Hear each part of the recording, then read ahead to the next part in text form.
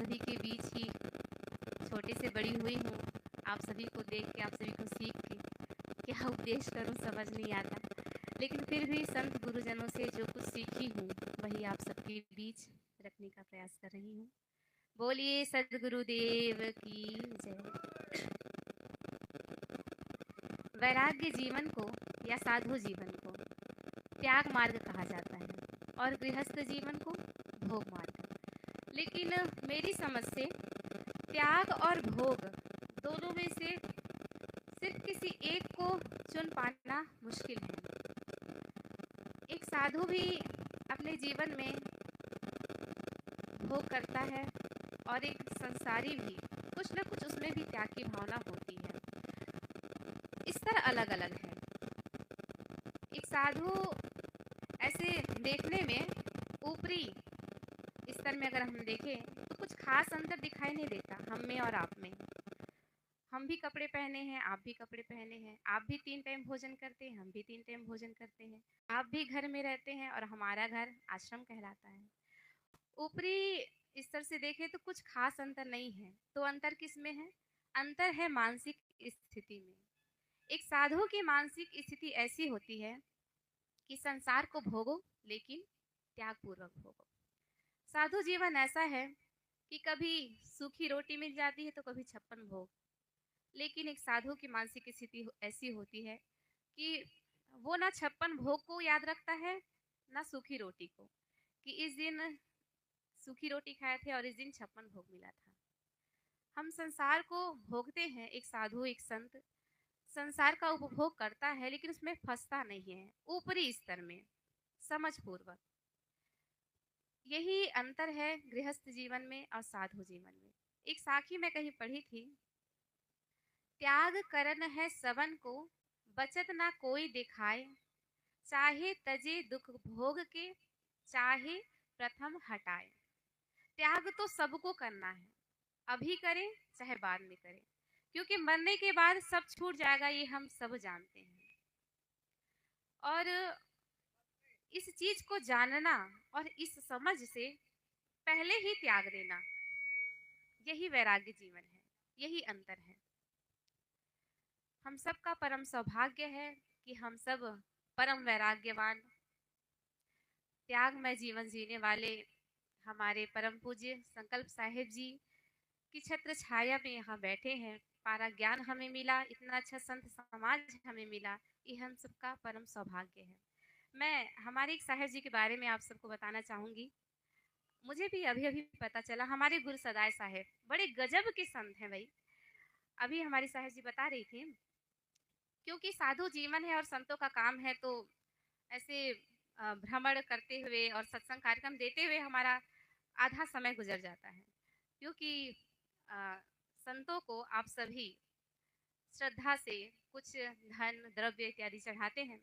तो ऐसे साहब जी के पास जब कुछ इकट्ठा हो जाता है 6 महीने में, साल भर में, 2 साल में, तो साहब जी चाहे जहाँ भी रहें तो किसी भी एक भक्त का घर चुन लेते हैं और उस धन द्रव्य का भंडारा कर देते हैं और उसे बांट देते हैं।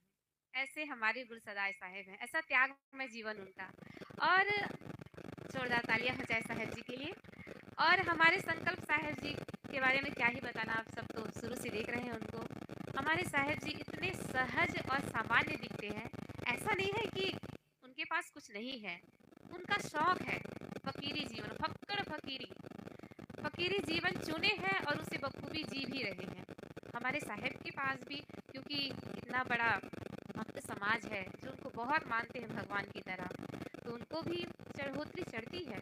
लेकिन हमारे साहेब जी उसका ऐसा सदुपयोग करते हैं, साहेब जी उस धन को कई आश्रमों में दान कर देते हैं। हमारा पोटेरी आश्रम है तो वहाँ भी साहेब जी कई बार दान किए हैं। साध्वी आश्रमों में और संत आश्रमों में कई जगह उनका नाम है। तो एक संत भी दान करता है। आप सबों को ऐसा लगता होगा कि संतों का जीवन भक्तों के दान से चलता है, लेकिन संत भी ऐसे होते हैं जो खुद के पास ज़्यादा हो जाए तो वो दान करते हैं। तो ऐसे संतों के बारे में तो मैं बता रही, और भक्त भी कम नहीं है भाई, भक्तों के दान से ही हमारा जीवन चल रहा है। तो ज़्यादा दूर क्यों जाना, हमारे भक्तराज अनुज यादव जी, जिनकी गुड़िया अभी इतना सुंदर आप सबको भजन सुनाई, वो भी इतने सरल कि क्या बताऊं। अब क्योंकि संत जीवन में हूँ तो एक से एक भक्त हम देखते हैं और एक से एक दानी देखते हैं।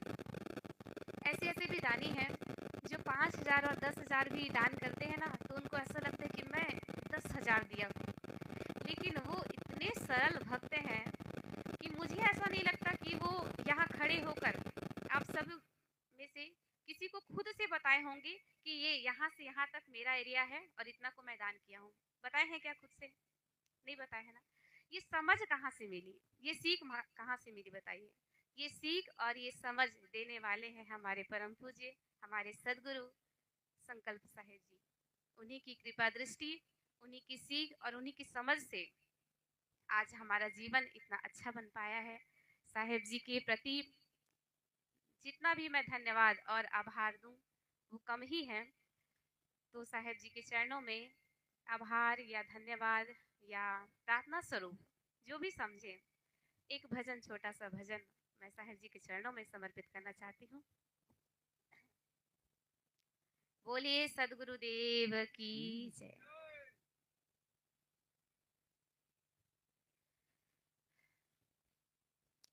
हे गुरुवर आप मेरे मोक्ष के आधार हो। हे गुरुवर आप मेरे मोक्ष के आधार हो।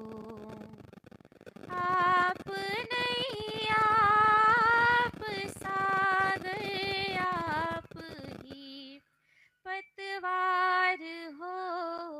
हे गुरुवर आप मेरे मोक्ष के आधार हो। हे गुरुवर आप मेरे मोक्ष के आधार हो। आपके वचनों ने मेरे मन का दर्पण धो दिया। आपके वचनों ने मेरे मन का दर्पण धो दिया। आप जो मेरे हुए तो मैं को मैंने खो दिया। मैं को मैंने खो दिया। ज्ञान की परिभाषा हो और सच का सच में सार हो। आप नहीं, आप सागर, आप ही पतवार हो। हे गुरुवर आप मेरे मोक्ष के आधार हो। आपके चरणों में गुरुवर अब ये मेरा मात्र है। आपके चरणों में गुरुवर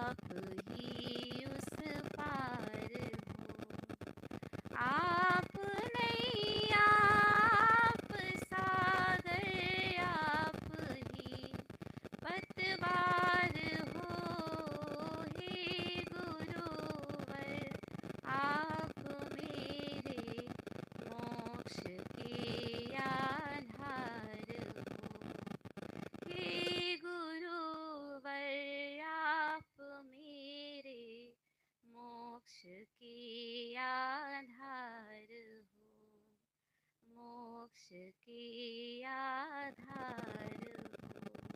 बोलिए सदगुरुदेव की जय। बहुत सुंदर भजन मधुर कंठ से और विचार भी श्रवण किए।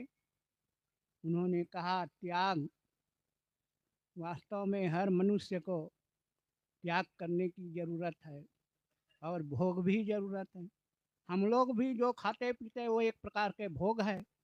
भोग को सबको तो भोगना है, लेकिन अगर हम उस भोग को मानसिक मन में टिका लिए, कहीं भी गए अच्छा मिला, उसको हम मन में आसक्ति बना लिए, तो फिर वही हमारे लिए दुख का कारण बनेगा। इसलिए हम कुछ भी करें अनासक्ति पूर्वक करें, कुछ भी देखें अनासक्ति पूर्वक देखें, तो अवश्य वह हमारे लिए भोग नहीं होगा, वह हमारे जीवन निर्वाह के साधन होकर के कल्याण का साधन बन जाएगा। इसलिए बहुत सुंदर विचार भी श्रवण किए, भजन भी श्रवण किए। तो अब हम और विचार श्रवण करते हैं। कबीर आश्रम पाररास जिला बालोद से पधारे हुए हमारे साध्वी श्रद्धा साहेब जी विराजमान हैं। आपसे निवेदन है कि आप अपने अमृतमय वाणी के द्वारा हम सभी को लाभान्वित करने की कृपा करेंगे। बोलिए सदगुरुदेव की जय।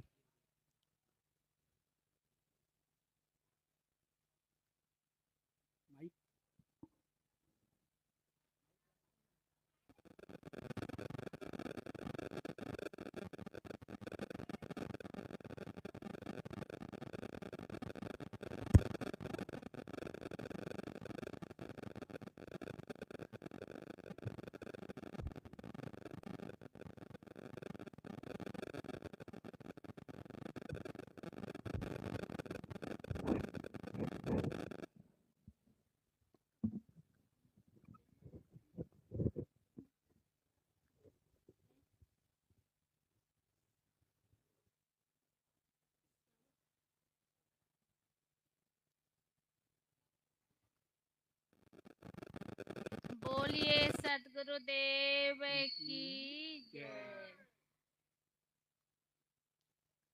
परम पूज्य सदगुरुदेव जी, परम संत समाज, साध्वी समाज, निर्छिर विवेकी सत्संग प्रेमी सज्जनों, भक्तिमय माताओं, अभी हम सब बहुत ही सुंदर भजन भी सुन रहे थे, विचार भी सुन रहे थे। मंजुला की बातें जब निकल रही थी ना, तो दिल को छू रहा था, और मेरा नहीं सबके दिल को छू रहा था। देखो यही जन्म ली बच्ची और आज सबके बीच में बैठ करके अपना अनुभव बता रही है कि संत गुरुजनों के शरण में जाने से क्या क्या मिलता है। बिल्कुल बात तो सही है। हमारे साहेब जी जो काम किए हैं, केवल एक के लिए दो के लिए नहीं, पूरे साध्वी समाज के लिए किए हैं। संकल्प साहब जी की बहुत बड़ी कृपा है सज्जनों, बहुत बड़ी दया है। हम लोग 2006 से कोरबा क्षेत्र में आना हम लोग का शुरू हुआ, और एक एक महीना 2-2 महीना कार्यक्रम चलता था।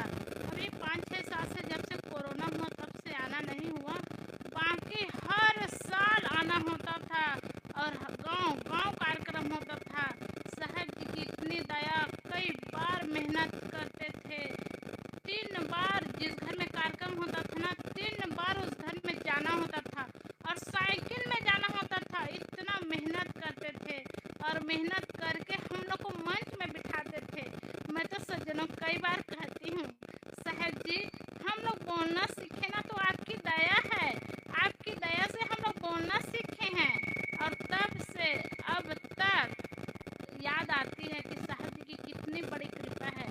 देखो छोटी सी बच्ची आपके सामने गरज रही है, शेर की तरह ऐसे गरज रही है क्या?